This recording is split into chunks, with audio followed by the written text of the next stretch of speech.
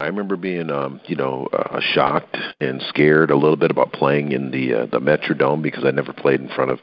At this time, the Metrodome held 60,000 people or 65,000, and I was, I was the third string tailback coming into the game, and kind of worked around. I think I started out like sixth or seventh string, ended up being third string by the first game, and the two guys that were playing in the game ahead of me fumbled a couple of times, so they threw me out there, and then I ran a touchdown.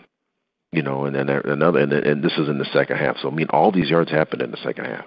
So I just ran around in the second half, and I had, I think, like 200 yards in the second half and 4 touchdowns.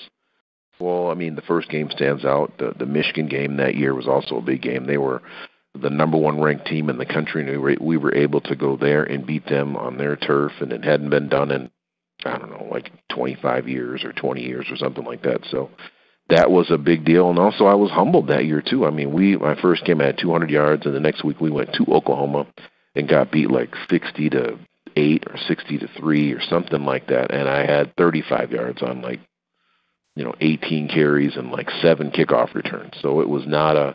I was on top of the world, and I was like, oh my God, I'm really not that good. And then I also felt like I had a good game. I played against Oklahoma, one of the best teams in the country.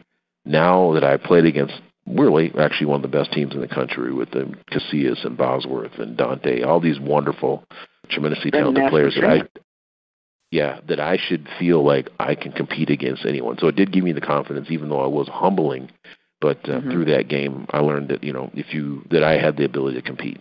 It's a little round jug game. Winning that game was one of the highlights of my career. Something anytime you beat the number one team in the country, even if you're number 2, it's a big deal. But if you're ranked like what we were, probably 50, or whatever we were, to come in and beat the number one team in the country when they had Jim Harbaugh and a wonderful class of players was a big deal.